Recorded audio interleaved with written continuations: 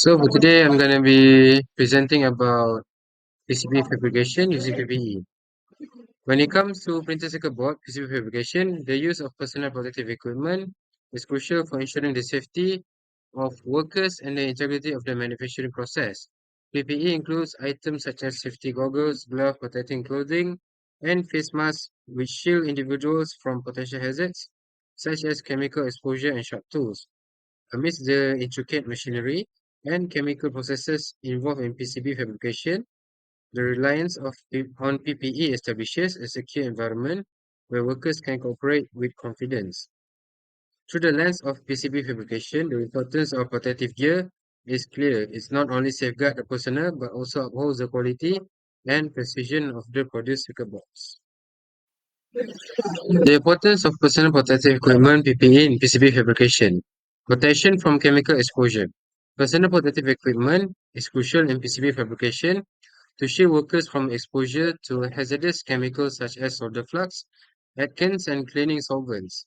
This substance can cause skin irritation, respiratory issues, and long-term health complications if proper protection is not worn.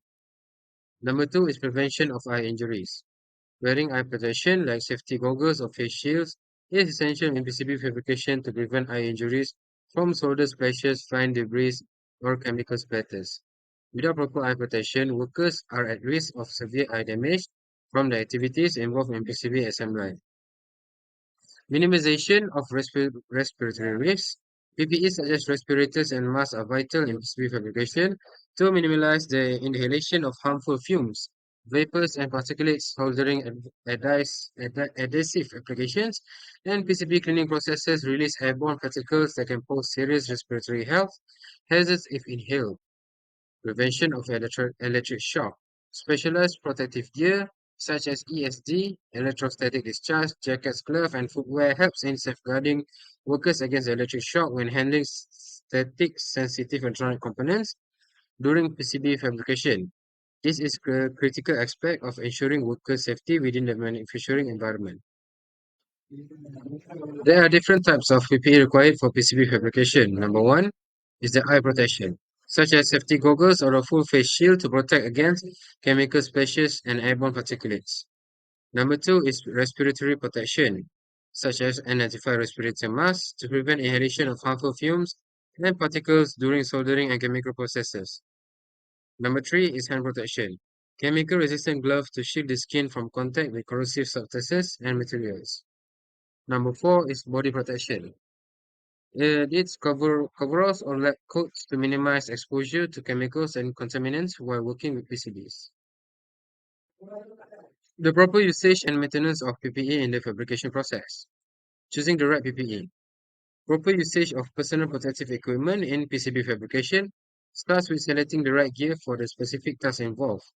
This includes, but is not limited to safety glasses, gloves, lab coats, and face masks.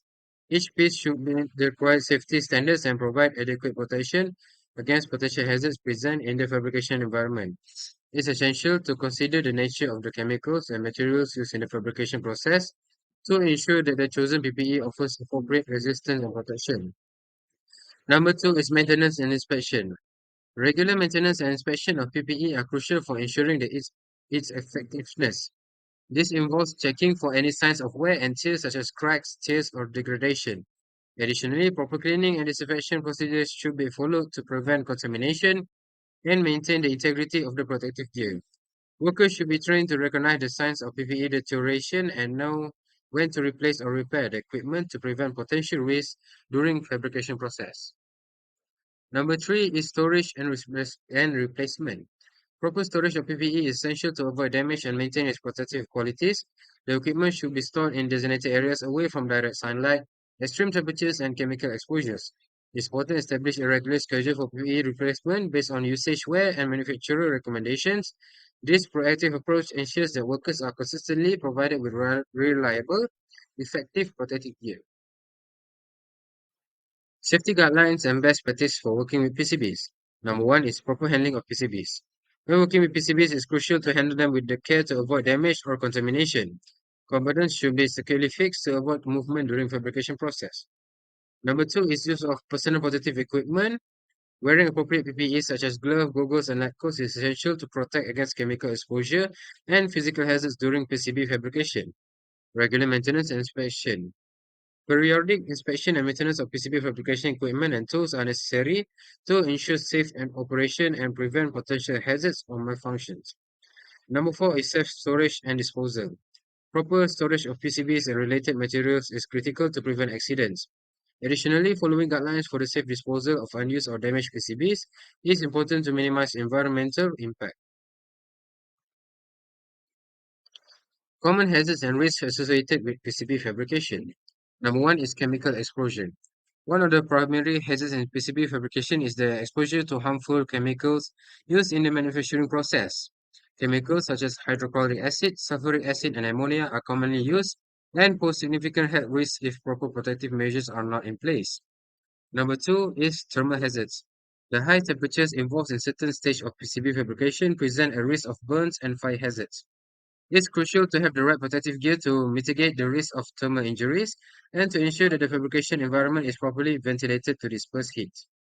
Number three is electrical hazards. Working with printed circuit boards involves the risk of electrical shocks and short circuits. Proper installation, grounding, and safe handling practice are essential to prevent accident related to electrical hazards during PCB fabrication. And number four is ergonomic risk. Prolonged periods of repetitive movements and poor ergonomic practices in PCB fabrication can lead to musculoskeletal disorders. It's important to have ergonomic workstations and practices to minimize the risk of injuries related to posture and repetitive motions. Emergency response procedures. Number one is assess the situation. In the event of an accident or spill during PCB fabrication, the first step is to assess the situation carefully. This involves identifying the type of spill or accident, evaluating any potential hazard, and determining the extent of the impact on personnel and the environment. Number two is containment and isolation. The next step is to contain the spill or accident, prevent it from spreading further. This may involve using absorbent materials, barriers, or specialized containment equipment. Additionally, isolating the affected area is essential to minimize exposure and maintain a safe working environment. Number three is notify proper authorities. Once the situation has been assessed and contained, it is crucial to notify the appropriate authorities, such as the designated safety personnel, supervisors, and emergency response teams. Timely and accurate communication is vital for effectively managing the incident and ensuring the safety of everyone involved. Training and certification requirements for using PPE in PCB fabrication. In order to ensure the safety of personnel involved in PCB fabrication, it is imperative to have comprehensive training and certification requirements for using personal protective equipment. Proper training programs should cover the correct usage, maintenance, and disposal of PPE to mitigate potential risks during the fabrication process. Additionally, certification ensures that individuals have the necessary knowledge and skills to handle PPE effectively, thereby reducing the likelihood of accidents, ensuring compliance with industry standards. Training modules should encompass understanding the different types of PPE required for various fabrication tasks and the relevant safety protocols. Furthermore, advanced certification courses may include simulated scenarios to test the response and decision-making capabilities of individuals in emergency situations related to PCB fabrication. This hands-on approach enhances the practical application of PPE knowledge and fosters a culture of safety and consciousness among personnel. So the conclusion and key takeaways from PCB fabrication using PPE. Number one is proper PPE selection. Choosing the right PPE for specific PCB fabrication tasks and potential hazards. Number two is training and certification. Educating workers on the proper use and maintenance of PPE as well as obtaining necessary certifications. Number three is risk mitigation. Implementing safety protocols to reduce the risk associated with PCB fabrication processes. And lastly, number four is emergency response readiness. Being prepared to efficiently handle accidents or spills involving hazardous material. That is all for my presentation. Thank you for listening. See you in the next presentation.